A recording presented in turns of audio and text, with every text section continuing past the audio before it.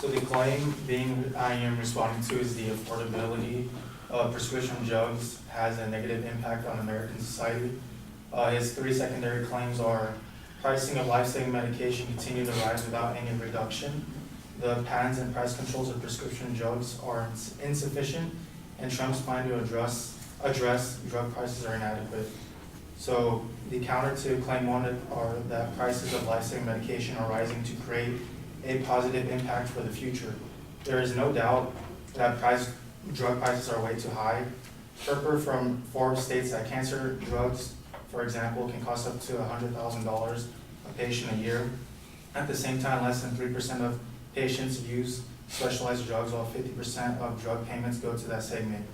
Counter to those facts, Sang Ho from Time states that it's important to recognize that miracle drugs, which have revolutionized medicine in the past, are crucial to our future and well-being. Even medicines that are expensive to produce and too costly for current patients eventually fall in price and give birth to generics, which can benefit for future generations.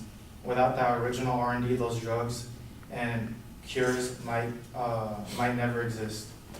While prices may be high for current drugs, it creates opportunity for companies to create new life-saving medication. A new study by Tufts Center pegs the average cost of developing and getting a new drug approved is at $2.6 billion, and estimates from the Federal Trade Commission that the private sector range from $521 million to $5 billion, according to the Washington Post. This could be due to different interpretations of the opportunity cost as well as allocation of research tax credits across a drug marker's portfolio of products. This shows how expensive it is to get a new drug out to people.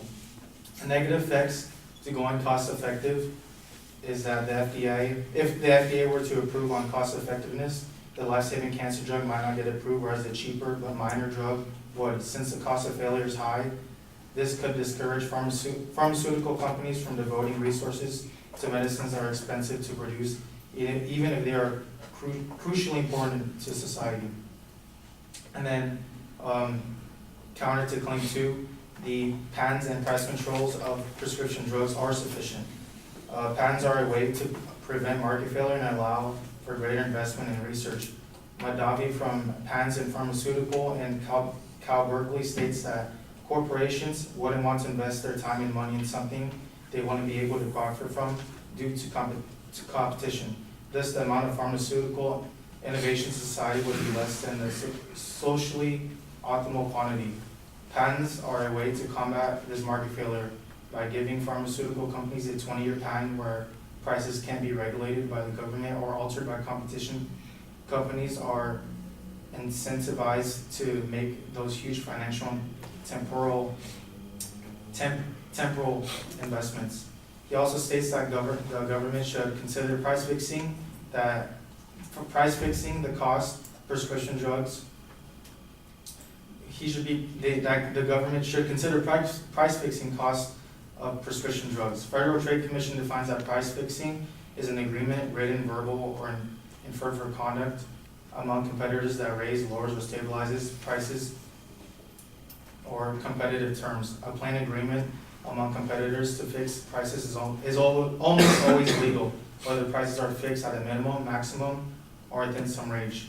And counter to claim 3, Trump's plan to address drug prices will create a positive impact.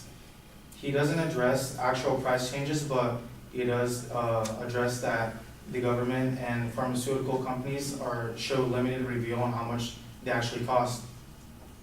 The Drug Administration has made lowering drug prices on its top priority. The proposal they came out with takes aim at secret deals that the companies strike with pharmacy benefits managers, the industry intermediaries that negotiate the price of drugs for insurers and large companies. These after-the-fact discounts, called rebates, have come under harsh criticism and are blamed for helping to push up the list price of drugs, which consumers are increasingly responsible for paying. Under the proposed rule released on 2/6/19, pharmacy benefit managers will lose legal protections that allow them to accept rebates from drug companies for brand name drugs covered under the Medicaid and Medicare government programs. Any such discounts would instead have to be credited at pharmacy counter when patients fill in a prescription. The Trump administration says that this could result in significant savings for people 65 and older who increasingly have forced to pay out-of-pocket costs based on rising list prices of drugs. People who are covered by Medicaid, the health care program for low-income Americans, generally pay little to nothing out of pocket. So in conclusion, the affordability of prescription drugs has a positive impact for the future of American society.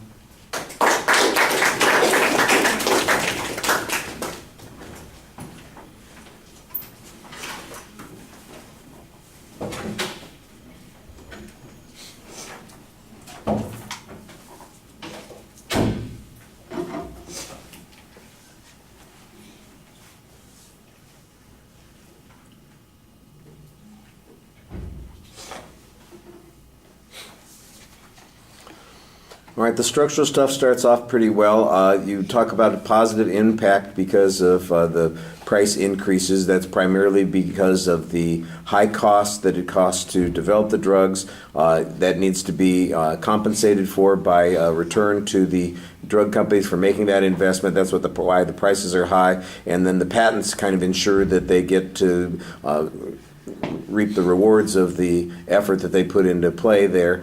So I kind of understand the position that you're taking here. That's pretty straightforward. The second point talks about all the patent stuff, and the first point talks about why the costs are so high. So it costs a lot to develop the drugs. That's why that's why they end up charging a lot. And there's also an interesting theory here that if you couldn't do this, there would be little incentive to research additional drugs. And I thought that was an important point that you're making. It almost gets buried in the argument. One of the things that's a little bit problematic with your argument is that you spend so much time reading evidence that you think explains these ideas and concepts that you don't explain them yourself. And that's especially true on that last point where you're just reading data about the Trump proposal without telling us what in the long run it actually does.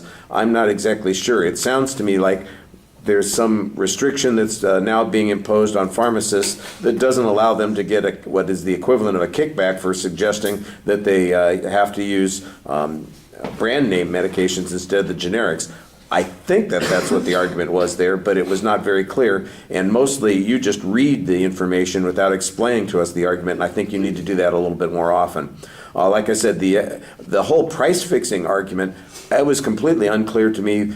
It sounded at one point like you said, well, price fixing, we ought to be doing that. And then you turn around and said it's illegal in most circumstances. And so my question then is, so how does this position respond to the advocate's point? And I was not clear. I think you've got a clearer argument on the first point and the first part of the second point, and then everything in the second half of the speech gets a little bit confusing, and it's even more confusing because instead of explaining things to us, you just kind of read data. All right, thank you.